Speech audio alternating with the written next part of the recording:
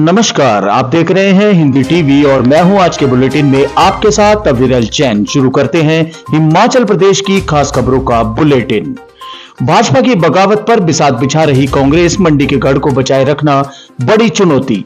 हिमाचल प्रदेश में फूंक फूंक कर टिकट तय करने के पहाड़ को फांद रही कांग्रेस का चुनाव प्रचार अभी चुनावी डगर पर बेशक ज्यादा रफ्तार नहीं पकड़ पाया, मगर इसके रणनीतिकार भाजपा में भीतरघात का लाभ उठाने की बिसात बिछा रहे हैं। 6 सिटिंग विधायकों के कांग्रेस छोड़कर भाजपा में जाने और टिकट लेकर चुनावी रण में उतरने से चुनावी समीकरण बदल गए हैं। कांग्रेस के लिए लोकसभा चुनाव में मंडी के गढ़ को बचाए रखना बड़ी चुनौती है, तो अन्य सीटों पर भी इसे खाता खोलना बड़ी चुनौती है।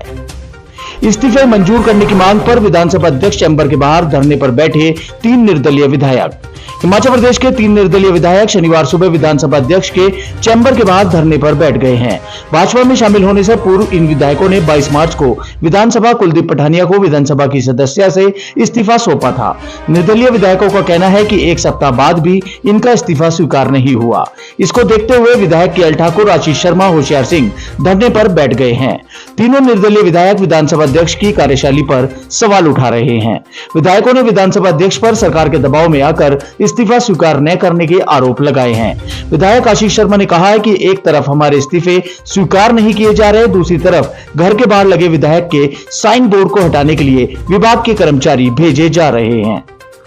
हिमाचल में बेरोजगारी दर के साथ ही सरकारी नौकरियां भी कम, लोकसभा चुनाव में बड़ा मुद्दा। हिमाचल में बेरोजगारी दर भले ही पड़ोसी राज्यों से कम है, फिर भी युवाओं के लिए सरकारी क्षेत्र में रोजगार के दरवाजे कम ही खुले हैं।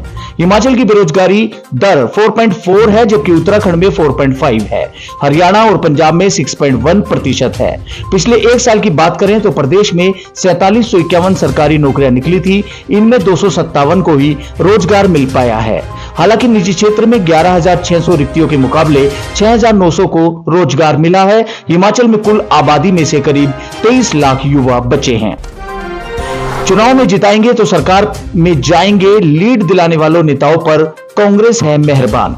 हिमाचल में होने जाने वाले लोकसभा और विधानसभा के उपचुनाव में कांग्रेस प्रत्याशी को लीड दिलाने वाले नेताओं के लिए सरकार में नियुक्तियों के द्वार खुले हैं।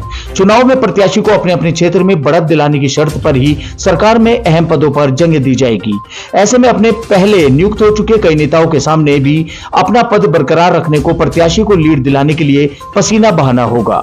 लोकसभा चुनाव के चलते हिमाचल प्रदेश कांग्रेस पार्टी ने भले ही प्रत्याशियों की घोषणा नहीं की हो, लेकिन पार्टी और सरकार ने मंत्रियों, कांग्रेस विधायकों, सरकार में तैनात पार्टी नेताओं और पदाधिकारियों को अपने अपने क्षेत्र में प्रत्याशी को लीड दिलाने की जिम्मेदारी सौंप दी है। धर्मशाला से जग्गी, कुठेल से विवेक का नाम ऊपर, 4 विधानसभा सीटों पर होगा सर्वे। हिमाचल प्रदेश में होने वाले विधानसभा उपचुनाव के लिए कांग्रेस धर्मशाला में देवेंद्र जग्गी और कुठेल से विवेक शर्मा को प्रत्याशी बना सकती है। इनके नाम सबसे ऊपर हैं और पार्टी में लगभग सहमति बन गई है। 4 अन्य सीटों पर सर्वे के माध्यम से प्रत्याशी चुने जाएंगे। सुजानपुर, नालागढ़, गगरेट और लाहौल स्पीति विधानसभा क्षेत्र में उपचुनाव के लिए पार्टी के 3 संभावित प्रत्याशियों को पैनल तैयार किया गया है। पार्टी के सर्वे में सबसे ऊपर रहने वाले नेता को ही उपचुनाव में टिकट देने की सिफारिश की जाएगी। भाजपा से नाराज होकर कांग्रेस में आने की इच्छा जताने वाले नेताओं की दावेदारी पर भी मंथन जारी है। डीजीपी और कांगड़ा की एसपी को हटाने की चुनाव आयोग से की मांग।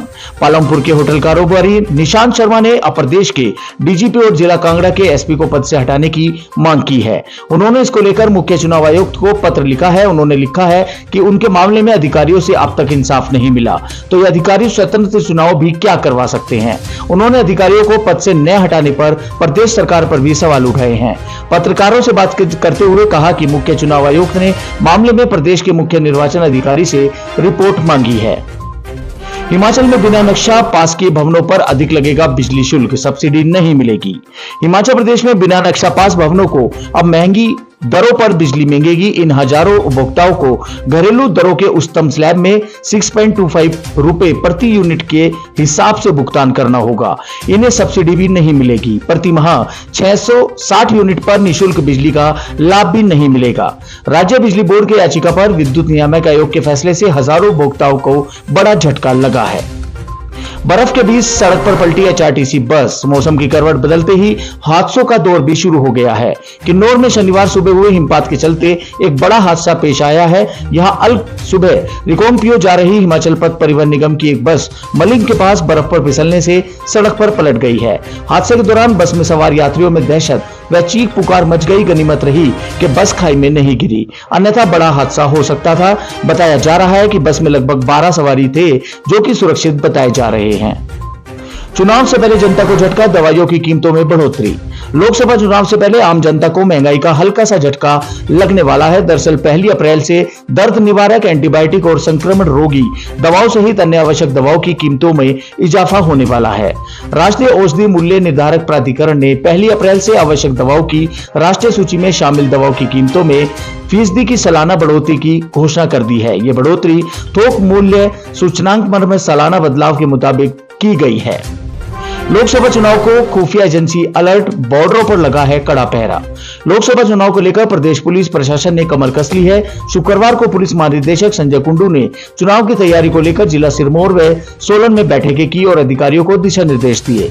चुनाव के दृष्टिगत पुलिस प्रशासन ने प्लान तैयार कर लिया है। वहीं शराब सहित नशीले पदार्थों की तस्करी पर भी पुलिस नकेल कसेगी। लोकसभा चुनाव में जिले के बॉर्डर एरिया में पुलिस बल की तैनाती के लिए एक विशेष प्लान तैयार किया है और ज्यादा संवेदनशील क्षेत्रों में ज्यादा संख्या में पुलिस बल तैनात किया जाएगा। सुरक्षा व्यवस्था के लिए जहां तक पुलिस का बड़ा पहरा बन जाएगा, वहीं सीसीटीवी कैमरों के अलावा ड्रोन से भी शिमला पुलिस अपराधियों पर पैनी नजर रखेगी। पर्यटकों पर आफत, बर्फबारी के चलते अटल टनल वाहनों के लिए बंद। सुबह सुबह हिमपात ने बढ़ाई मुश्किलें। लाहौल घाटी में काफी दिन एक बार फिर से बर्फबारी का दौर शुरू हो गया है। हालांकि अभी लाहौल घाटी में छोटे वाहनों की आवाजाही जारी है। हिमाचल पथ परिवहन निगम की किलांग डिपो ने आज घाटी के किलांग उदयपुर सहित किलांग, दारचा और लाहौल कुल्लू के बीच बस सेवा बर्फबारी के मद्देनजर बंद कर दी थी। लाहौल मनाली के बीच सभी वाहनों के पहिए थम गए हैं। रोहतांग सहित सभी घाटियों की समूची चोटियों पर जमकर बर्फबारी हुई है। वहीं मौसम विभाग के ऑरेंज अलर्ट के बीच हिमाचल प्रदेश के कई जिलों में अंधड़ ने तबाही मचाई है। राज्य के उच्च पर्वतीय क्षेत्रों में ताजा बर्फबारी हुई है। अन्य भागों में बारिश के साथ अंधड़ चलने से काफी नुकसान हुआ है। बीती रात अंधड़ से जगह जगह पेड़ गिर गए हैं, कई घरों की छतें उड़ गई हैं। वहीं कई जिलों में गेहूं की फसल खेतों में बिछ गई है।